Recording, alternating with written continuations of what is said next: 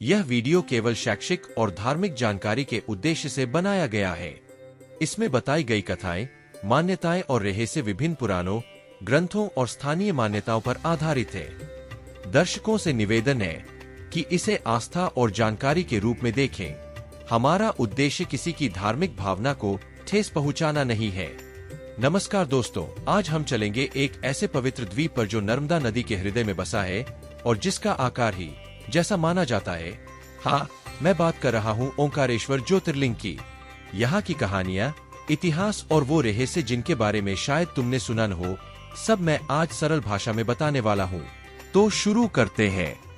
ओंकारेश्वर मध्य प्रदेश के खंडवा जिले में नर्मदा नदी के बीच बसी मंधाता द्वीप पर स्थित है और यह ज्योतिर्लिंग 12 में से एक प्रमुख ज्योतिर्लिंग माना जाता है। द्वीप का आकार देवनीय रूप से जैसा है, इसलिए यह नाम ओंकारेश्वर पड़ा, यानी का स्वरूप ईश्वर। अब एकदम पुरानी कथा सुनो, जैसा कि पुराणों में मिलता है। कहते हैं, देवताओं और असुरों के बीच जब भी युद्ध होता था और देव परेशान होते थे, वे नर्मदा के तट पर शिव की आराधना करते थे। एक कथा बताती है कि शिव ने यहाँ ओंकार रूप धारण किया, यानी जिसने सृष्टि की ध्वनि का प्रतिरूप धारण किया और असुरों पर विजय पाई। यही शिव स्वरूप इस स्थान पर ज्योतिर्लिंग के रूप में प्रकट हुआ और इसलिए इस धाम को विशेष माना गया। मंदहाता नाम भी एक राजा के नाम से जुड़ा हुआ है। लोक कथाओं के अनुसार राजा मंदहाता की तपस्या का भी यहाँ जिक्र मिलता है। और इस द्वीप का रूप जैसा है, लोग कहते हैं नर्मदा के पानी में यह रूप प्राचीन कला और प्रकृति का कमाल है।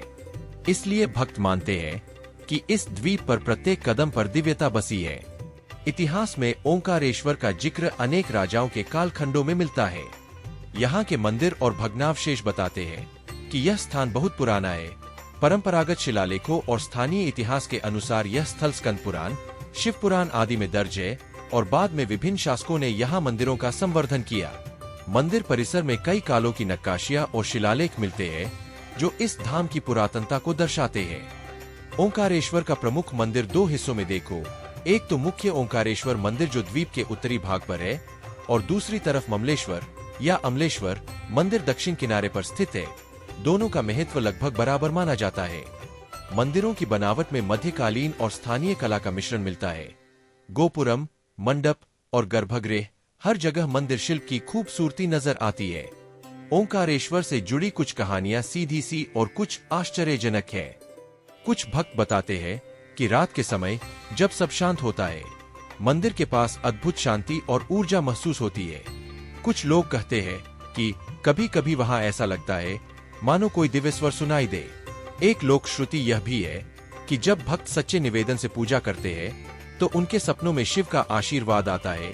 ये अनुभव व्यक्ति विशेष पर निर्भर होते हैं, पर इन कहानियों ने सदियों से यहाँ की आस्था और भक्ति को जिंदा रखा है। ओंकारेश्वर आध्यात्मिक रूप से बेहद महत्वपूर्ण है। ये सिर्फ एक ज्योतिर्लिंग नहीं, बल्कि के स्वरूप का मंदिर है। यहाँ का ध्यान और पूजा भक्तों को आंतरिक शांति और मोक्ष प्राप्ति की ओर प्रेरित करता है। मान्यता है कि नर्मदा तट पर यह धाम विशेष शुद्धि देता है। न केवल शारीरिक बल्कि मानसिक और आध्यात्मिक पापशोधन भी होता है।